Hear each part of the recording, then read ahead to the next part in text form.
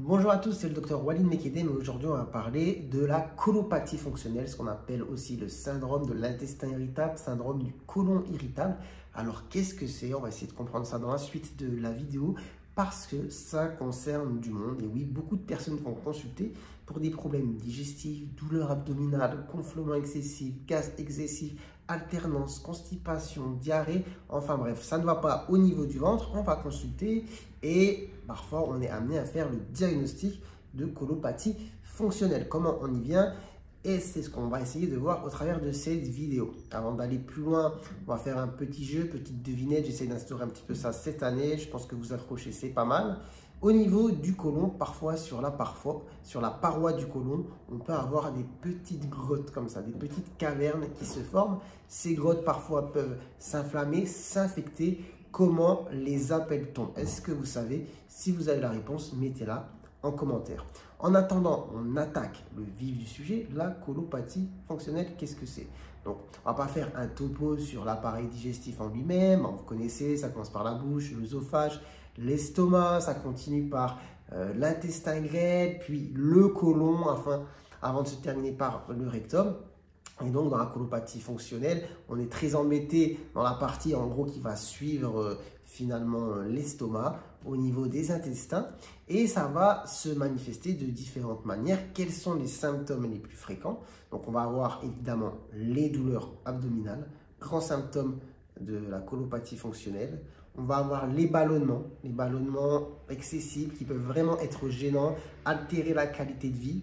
Les gaz qui peuvent eux aussi être excessifs, parfois la constipation, parfois la diarrhée, parfois l'alternance des deux. Voilà un peu en gros les symptômes qu'on va retrouver dans la colopathie fonctionnelle avec évidemment une altération de la qualité de vie avec cette sensation d'inconfort digestif.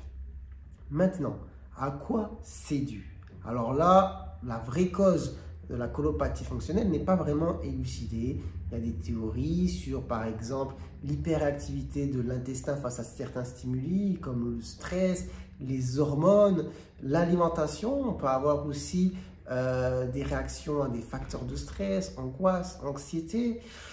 Voilà, l'alimentation, comme j'ai dit, ça peut jouer. Ce sont des choses qui peuvent entrer en jeu et amener à l'intestin se comporter d'une manière, voilà, entre guillemets, anormale, ce qui va amener aux symptômes. Maintenant, pourquoi? Difficile de répondre, ça dépend un petit peu de chaque personne, c'est du cas par cas, il n'y a pas vraiment de cause bien établie. Cependant, les symptômes sont présents. Maintenant, c'est vrai, et c'est très souvent vrai, que la colopathie fonctionnelle est très souvent corrélée, enfin associée à un stress. Voilà, c'est des gens souvent qui ont quand même un terrain assez stressés, anxieux, angoissés, et chez eux, ça se manifeste par les symptômes de la colopathie fonctionnelle. Et si on prend un petit peu l'histoire de chacun, certaines personnes sont très gênées au niveau des symptômes digestifs sur les grosses périodes de stress, voilà, de stress, de fatigue, etc.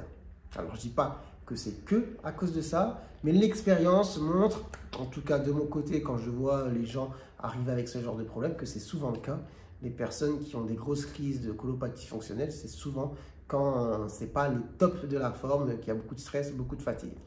Après, évidemment, parfois l'alimentation aussi peut jouer. Comme j'ai dit, certains sont plus réactifs que d'autres à certains aliments. Après, vous allez voir un petit peu dans les traitements, je parlais des régimes en FODMAP. Donc ça méritera une vidéo à part entière. Mais enfin bref, on va y venir.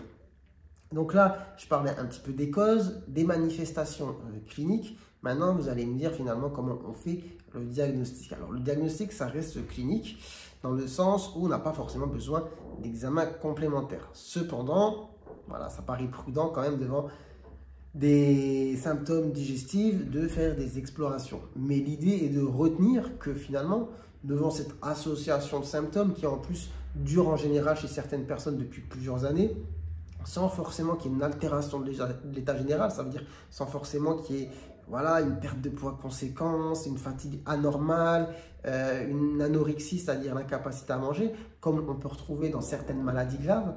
Non, on va avoir les symptômes qui sont présents depuis longtemps, qui alternent, des fois ils sont là, des fois ils ne sont pas là, ça dépend un petit peu justement du moment de la vie. L'examen ne retrouve rien de particulier, à part peut-être évidemment des douleurs à la palpation de manière un peu diffuse si on est sur une période douloureuse.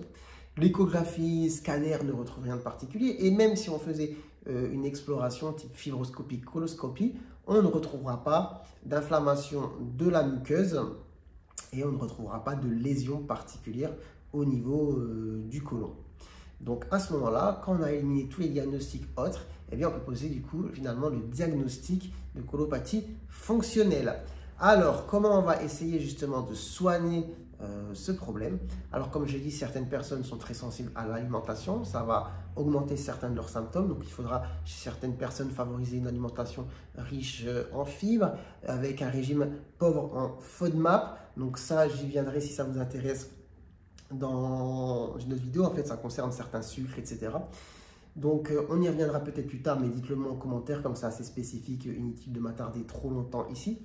Après, évidemment, il y a toutes les techniques de relaxation, en fait, tout ce qui va jouer sur le stress, les tensions actuelles, bon, évidemment, c'est large, c'est facile de dire, bon, il faut moins stresser, on vous l'a peut-être sûrement déjà beaucoup dit, mais je veux dire, voilà, comme je l'ai dit, si vos symptômes sont très corrélés à vos périodes de stress, de tension, d'angoisse, il est évident que bon, c'est un axe sur lequel il faut travailler. Après, évidemment, on a toujours des traitements antispasmodiques, etc., qui peuvent jouer aussi sur le transit, qui vont apporter une efficacité plus ou moins moindre ou très efficace selon les personnes, ça dépend un petit peu. Donc là, c'est un petit peu de la cuisine qu'on fait pour chacun des cas, d'accord? Les traitements qui peuvent permettre de soulager. Et puis voilà, finalement, donc ça reste une infection chronique. Donc l'évolution, c'est que finalement, ça dure dans le temps de manière indéterminée, ça dépend des personnes. Et parfois, bah voilà, on peut être tranquille pendant un certain temps, ça peut revenir. Et l'idée, c'est de se dire, voilà, est-ce que je peux mettre des choses en place pour soulager au maximum tout cela, en espérant qu'avec le temps, ça s'estompe. Voilà un petit peu pour la colopathie fonctionnelle. Donc, j'espère que vous aurez appris des choses. Si c'est le cas, bon, n'hésitez pas à liker la vidéo. N'oubliez pas d'essayer de répondre à la petite devinette de début de vidéo. Et puis, bah, si vous découvrez aussi cette vidéo, n'hésitez pas à vous abonner. Et puis sur ce, moi je vous dis prenez soin de vous, prenez soin de votre santé et à très bientôt, je l'espère, pour de nouvelles vidéos. Ciao, ciao!